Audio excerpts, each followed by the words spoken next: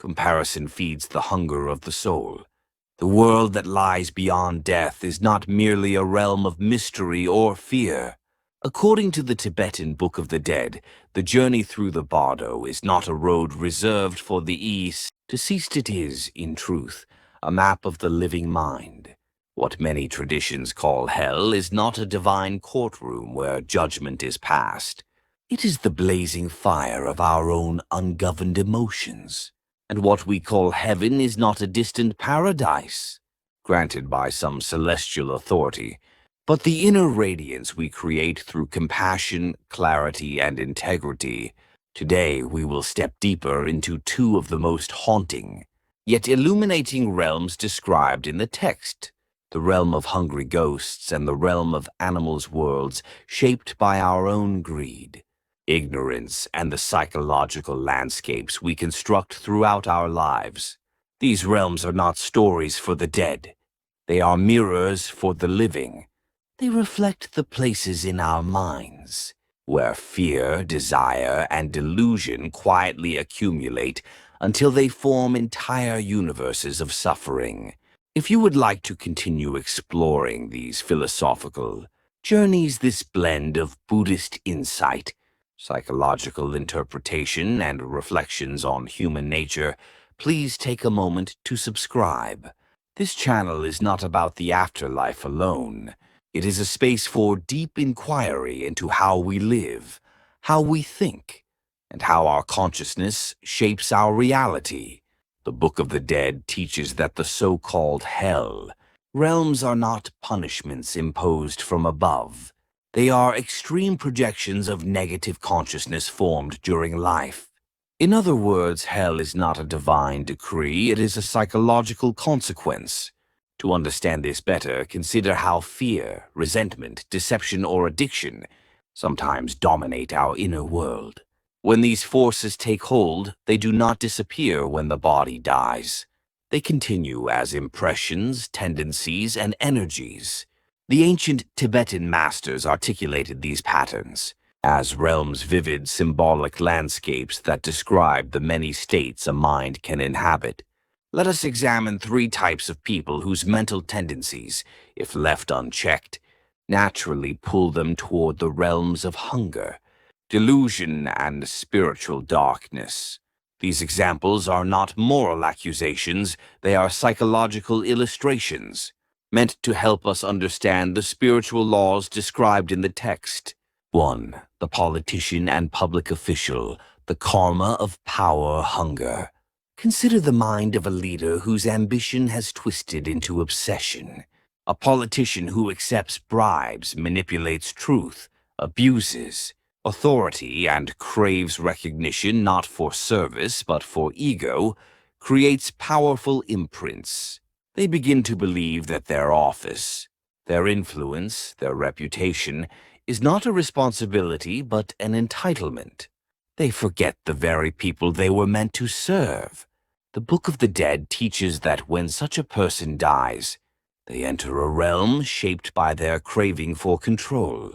They repeatedly witness the collapse of the very tower of power they built. No matter how fiercely they try to reclaim authority, they fall again and again in an endless nightmare of ascension and collapse. In life, their hunger was for validation. In death, that hunger becomes an unquenchable emptiness, a spiritual starvation. There is an ancient teaching that says, those who chase honor eventually feast only on emptiness. True authority comes not from domination but from humility, not from appetite but from wisdom. 2. The religious leader and teacher, the karma of hypocrisy. Next, imagine the mind of someone who teaches virtue but practices deceit. A preacher, monk, teacher, or spiritual figure who outwardly speaks of morality, generosity, or humility but inwardly seeks wealth, admiration, or control creates a particularly painful form of karma. Their mind becomes divided public righteousness hiding private desire. In the Bardo, such a person hears their own teachings, echo back to them, transformed. Hypocrite, swallow the doctrines you twisted for your gain. Every word they once used to instruct others becomes a flame that burns in their mouth. The more desperately they try to repent, the faster their own voice disintegrates. The message is clear, are eventually devoured by the very truth they distorted. Teaching is not a stage for ego, it is a path for emptying the ego. Those who pretend to be light while hiding in darkness create their own spiritual night. 3. The everyday worker, the karma of comparison and possessiveness. Finally, consider the mind of an ordinary person who lives in constant comparison. They scroll through social media not to connect, but to measure themselves against others. They feel jealousy at someone's success, quiet satisfaction at someone's failure. They consume endlessly products, entertainment, status, symbols believing that the next purchase, the next upgrade, the next like will fill the void within them. But desire has no end point. In the Bardo, this person enters the realm of the hungry ghosts, beings with enormous bellies and thin, fragile necks, creatures that symbolize a psychological truth, a huge appetite with no capacity for satisfaction. They chase after objects, relationships, achievements, but when they arrive, the object dissolves. A new desire appears, and then another, and another. This is the world of endless hunger, the world many people already live in long before they die. The Book of the Dead is not describing distant metaphysics. It is describing us, the real meaning of the hungry ghost and animal realms. In Western culture, tales of the afterlife often depict heaven and hell as rewards or punishments administered by external judgment. But the Tibetan tradition offers a radically different vision. We become the realm we have cultivated within ourselves. A greedy mind becomes a world of scarcity. An angry mind becomes a world of fire. A deluded mind becomes a world of darkness. A compassionate mind becomes a field of light. These realms are not destinations. They are psychological states that become intensified, magnified, and made tangible when consciousness is no longer limited by the physical body. That is why the ancient masters emphasized self-awareness. To study the Bardo is to study the architecture of one's own soul. When we examine the hungry ghosts, the hypocritical teachers, the power-hungry rulers, we are not examining other people. We are examining the forces that live within us. Every human being knows the taste of comparison, the temptation of pride, the whisper of ego, the shadow of desire. The question is not whether these forces exist. The question is whether we allow them to rule us. If this journey through the symbolic landscapes of the mind has resonated with you, if you want to explore more about consciousness, spiritual psychology, and the teachings of the Tibetan Book of the Dead, then I invite you again to subscribe. Together we will keep exploring the inner worlds that shape our outer lives. Because the greatest journey is not the one that begins at death. It is the one unfolding right now, within the chambers of the living mind. The moment we become grateful for our own lives, the hunger stops. Today, let us explore this teaching more deeply, not as an abstract moral statement, but as a psychological truth that shapes the world we live in. In the Tibetan tradition, especially in the Tibetan Book of the Dead, comparison is not just a harmless habit. It is the root of a far more serious suffering, the spiritual starvation, described in the realm of hungry ghosts and among the many human types. The text symbolically illustrates, there is one that speaks powerfully to our modern world, the personality driven by anxiety, insecurity, and a constant sense of deficiency. These are people whose hunger is not for food or status alone, but for recognition, affection, validation, and emotional safety hungers that no amount of consumption can satisfy. 1. The anxious personality, the karma of inner emptiness. Let us turn to the fifth type mentioned in the original text, the anxious, insecurity-driven, craving personality. Their primary karmic tendencies are described as attachment, false self-display, and exploitation of others. In life, these individuals behave in a very recognizable way. They boast because they long to be seen. They consume endlessly because they feel alone. They create a false self because they fear that their true self is unlovable. This is the person who posts on social media not to share joy, but to fill a void. The person who constantly buys the newest item not for use, but for a momentary sense of importance.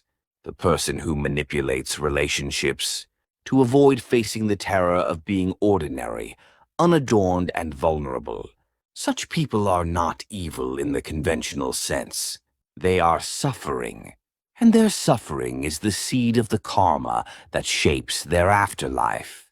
The Book of the Dead explains that after death, these individuals enter a realm where the mirror of the soul fractures. Every reflection shows a different face, none of them real, none of them stable. And in that endless hall of mirrors, they try desperately to assemble yet another self. But every construction dissolves into dust. This is the agony of a person who has abandoned their authentic self. In the words of the ancient teaching, those who discard the truth of their own being cannot fill even their soul.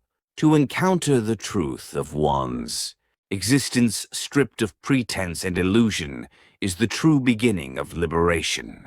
To the realm of hungry ghosts, a spiritual warning. The Book of the Dead warns us about the symbolism of the hungry ghost realm with a powerful line. Greed fills no belly, it only tightens the throat. In Tibetan iconography, hungry ghosts possess enormous stomachs and needle-thin necks. This is not a literal creature, it is a portrait of a psychological condition. Greed is not the hunger for more things. Greed is the structure of a mind that cannot be satisfied. The more we try to possess, the smaller the inner vessel becomes. The more we grasp, the more suffocating the emptiness becomes. In the end, the person burns from the hunger they themselves created. This is not ancient superstition. It is a remarkably accurate diagnosis of modern society. 3. Modern life, a living hungry ghost realm. If we examine contemporary culture, our advertising systems, our consumer economy, our social media platforms, we see a world built on comparison and inadequacy. People chase images of success, beauty, wealth, and status, believing each achievement will finally silence the ache within. But after each achievement comes the next desire, and the next, and the next. We are, in a sense, turning into living hungry ghosts. The teaching is not about the dead. It is a mirror held up to the living. The remedy begins with a simple but profound shift. Empty desire and the soul becomes full. The realm of hungry ghosts whispers to us. Greed cannot fill your hands, only gratitude can fill your heart. You may earn more money. You may gain more power. You may receive honor or success. But if none of it brings satisfaction, then you are already walking the path of the hungry ghost. Yet the moment you recognize your desire, the moment you give, the moment you appreciate even the smallest blessing, the starvation ends, the inner famine dissolves, the soul becomes nourished again. The teaching is clear. The hungry ghost realm is not simply a world for the dead. It is the inner landscape created by the living. Greed harms no one more deeply than the one who clings to it. So step back, be grateful, give generously. That is the first step in transforming hell into heaven. 4. The animal realm, the fate of a mind without reason. We now turn to the next realm described in the Tibetan Book of the Dead. The animal realm, Chugsamdu, the realm of beasts. In Buddhist cosmology, this realm represents beings born as insects, fish, birds, mammals. one of the 6 realms of existence in the Wheel of Rebirth. However, the deeper meaning is not physical rebirth alone. The realm symbolizes the mental and spiritual state of those who abandon reason, integrity, and conscience in life. The teaching says, a human who lives like an animal becomes an animal after death. This does not simply mean reincarnating into a creature. It means something more profound. A person with a human form but an animal-like mind will inevitably descend into the darkness shaped by their own actions. The essence of the animal realm is the extinguishing of the light of reason. The flicker of conscience dies out, leaving only instinct, impulse, and compulsion. The Book of the Dead describes it poetically. The ignorant wander in darkness, blind to the light, chasing the scent of desire, only to bind themselves with their own chains. Those dominated by ignorance cannot recognize truth. Those driven purely by instinct cannot hear the voice of conscience, and those controlled by desire cannot escape the traps they set for themselves. The animal realm, therefore, is not a punishment. It is a consequence, the natural destination of a life lived without awareness, without restraint, without wisdom. A person who continually chooses impulse over insight, vengeance over reflection, and selfish gratification over compassion, begins to live in that realm long before death. As we move through these teachings, remember, these are not distant metaphysical myths. They are profound psychological portraits of the human condition. The hungry ghost realm warns us of the dangers of comparison and insatiable desire. The animal realm warns us of the darkness that grows when reason dies and instinct rules. These teachings ask us, what are we hungry for? What chains do we forge for ourselves? What inner worlds are we building each day? If this exploration of the soul's symbolic geography resonates with you, if you want to go deeper into Buddhist psychology, the afterlife teachings, and the inner mechanics of consciousness, I invite you to subscribe. Together, we will continue this journey, not toward death, but toward the understanding of life. The realm of beasts, the world of those who lose their human face, when the physical body is gone, and the final breath has vanished into the silence. The journey is not over. In the teachings of the Tibetan Book of the Dead, consciousness awakens into a new landscape, one not shaped by divine punishment, but by the architecture of one's own mind. And for some souls, that awakening happens in darkness. After death, the spirit finds itself rising slowly in a realm heavy with damp shadows. The air feels thick, almost alive. The only sound echoing across the void is the ragged rhythm of breathing, your breathing, and in that suffocating atmosphere, the soul realizes something terrifying. It has entered the animal realm, the realm known as Chokse, or the realm of beasts. Here, life is not lived, it is hunted. It is a world where one is endlessly devoured, or endlessly devouring, in a cycle that repeats without mercy. This is not a metaphor. It is the lived psychological landscape for those who, in life, surrendered their humanity long before their body ever died. Today, I want to show you how certain actions, temperaments, and professions, yes, even the roles we play in society, become karmic seeds that ripen into this brutal world. And remember, these examples are not accusations. They are mirrors. They are teachers. They are warnings. 1. The power-hungry. The karma of violence and tyranny. Let us begin with the first group, the rulers. The strongmen, the political predators. These are the people whose sins are not private but public. Assault, coercion, corruption, the manipulation of truth, the abuse of human dignity, even murder disguised as political necessity. In life, they trampled the vulnerable to protect their thrones. They rewrite truth to secure their legacy. They walk proudly over the pain of others and call it strategy, leadership, or order. But death is not deceived. When such a soul crosses the threshold, its mind manifests the very cruelty it once inflicted. It awakens as a serpent with a split tongue, or a wolf with burning hunger, becoming a ruler in the animal realm, feared, hunted, and endlessly torn apart. Every time it dies, it is reborn again. Every bite it once inflicted becomes a bite it must now endure. The Book of the Dead says, "He who deceives with his tongue shall be reborn with a tongue that splits in pain." Tyranny always returns to its source. 2. The greedy and the deceptive, the karma of exploitation. Next are the businessmen, swindlers, and master manipulators. Those whose greed is polished, professional, and socially acceptable. Their sins are familiar: fraudulent contracts, false advertising, exploitation of workers, manipulation of public trust. To them, people were not souls. People were tools, stepping stones, commodities. After death, these souls awaken in forms that match the filth of their intentions. Rats, worms, pigs, creatures that burrow in darkness, searching endlessly for scraps. They live in a world where every meal tastes like mud, and every moment is fear, fear of being eaten, crushed, starved, or hunted. The teachings say, "Those who filled their bellies through deceit shall be reborn in filth, feeding on the rot of their own desires." Greed does not make one rich, it makes one starve.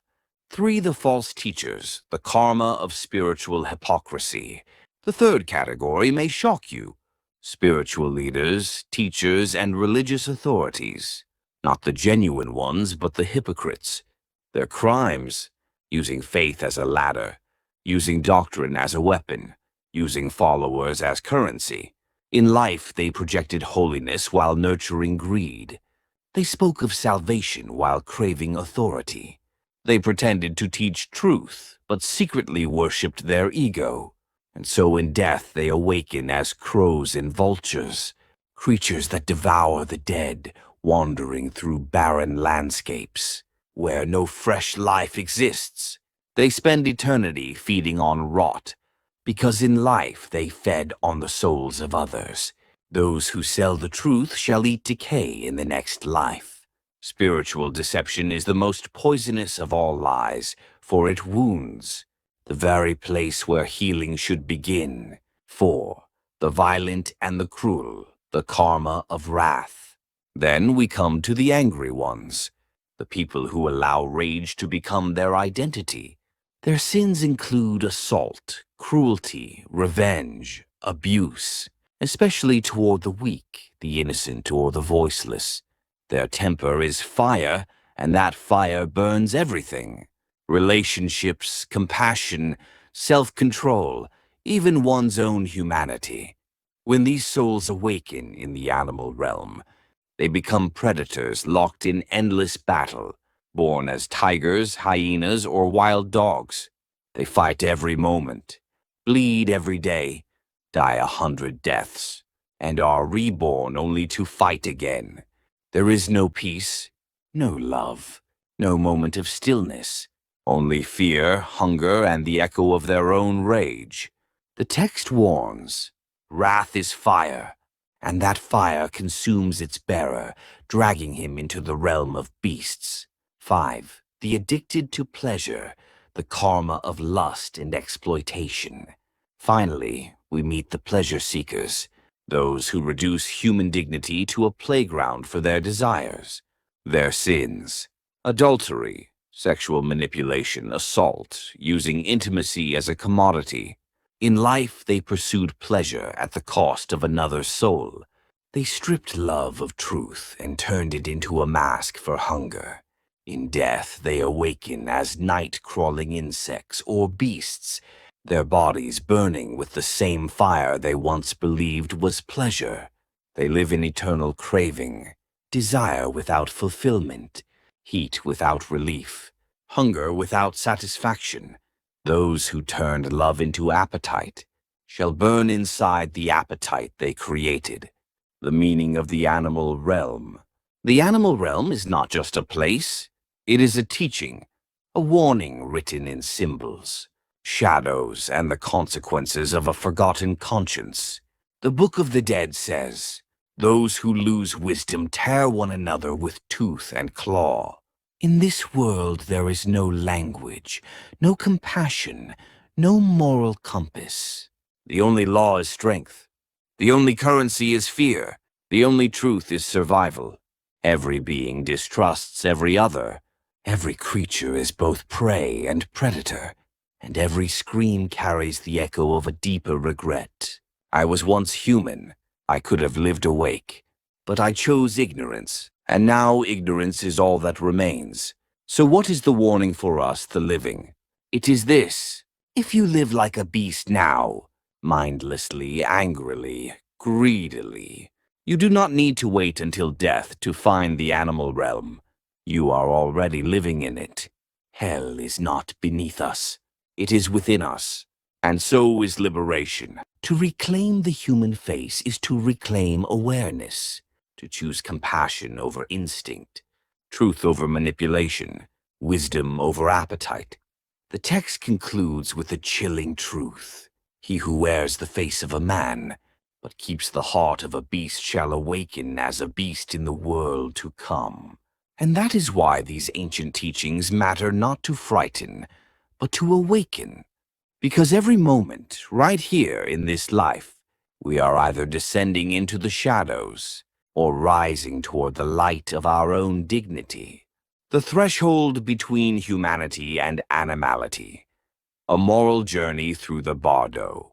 Ladies and gentlemen, before we talk about the afterlife, the spiritual realms, or the mysterious passages described in the Tibetan Book of the Dead, I want to begin with a simple yet unsettling truth. The descent into the animal realm does not begin after death. It begins now in the choices we make with our minds. The ancient text tells us, "The one who abandons conscience and follows desire is already standing at the threshold of the animal realm." This threshold is not guarded by demons, flames, or cosmic judges. It is silent, quiet enough that most people cross it without even noticing. And once a person steps through that threshold, the path back is painfully long. It can take hundreds, even thousands, of lifetimes to climb out of the shadows of ignorance and instinct. 1. The warning of the animal realm. The animal realm, or Tiryagyoni, is not merely a place filled with physical animals. It is a state of consciousness, where reason collapses and instinct, fear, and craving take over. It warns us with a message as sharp as a blade.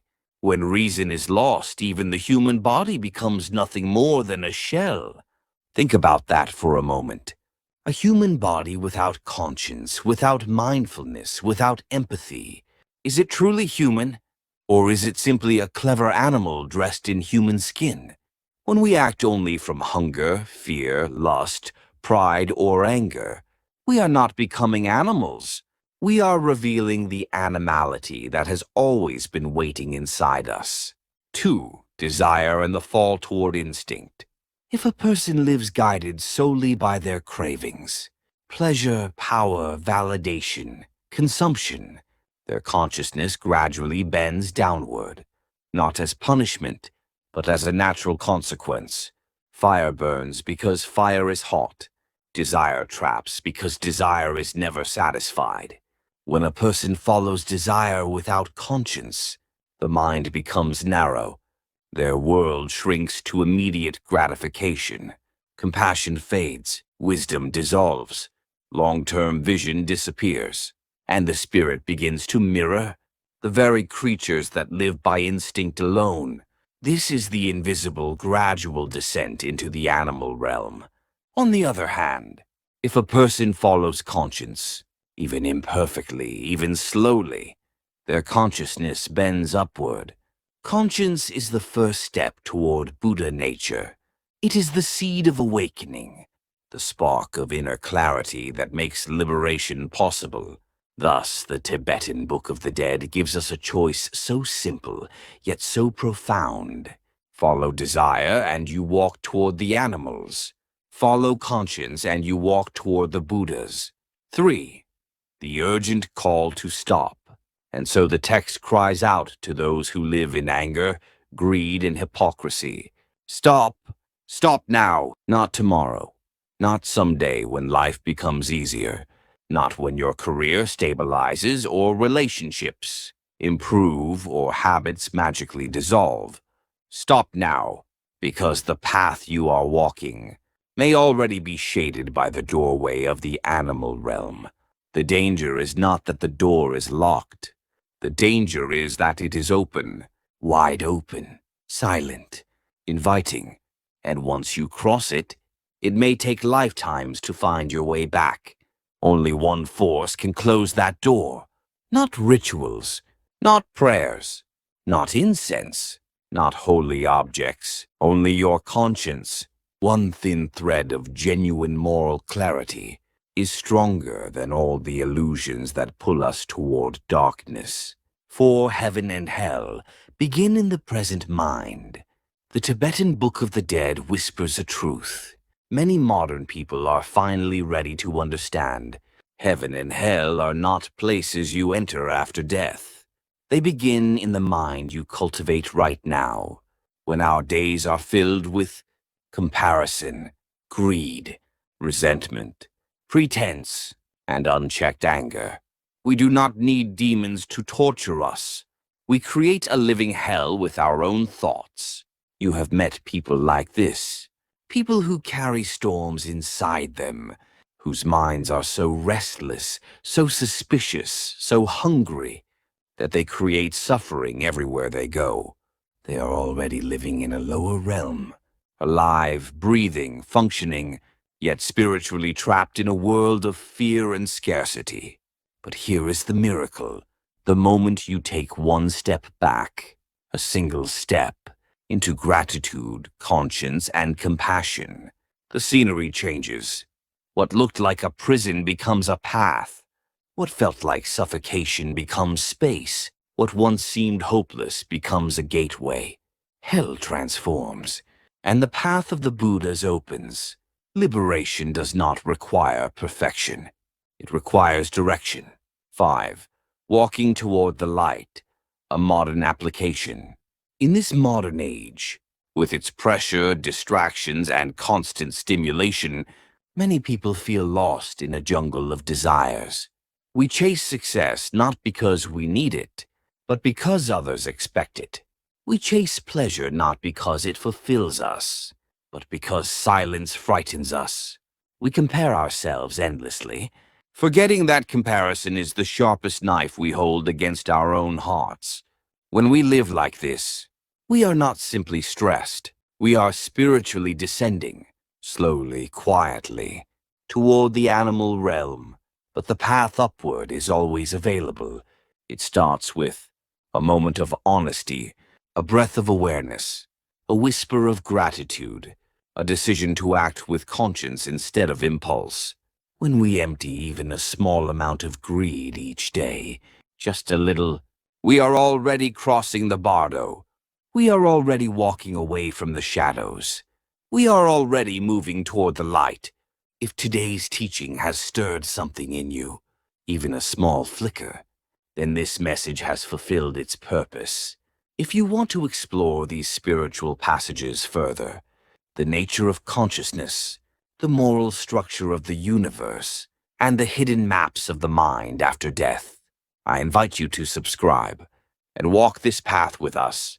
Not as believers, but as seekers. Not as followers, but as travelers. Side by side, step by step, learning how to illuminate the dark corridors of the Bardo with the light of conscience. Because the moment you begin to remove even a fragment of greed, a shadow inside you disappears. And from that moment on, you are no longer a creature wandering in the dark. You are already a being walking toward the light. Thank you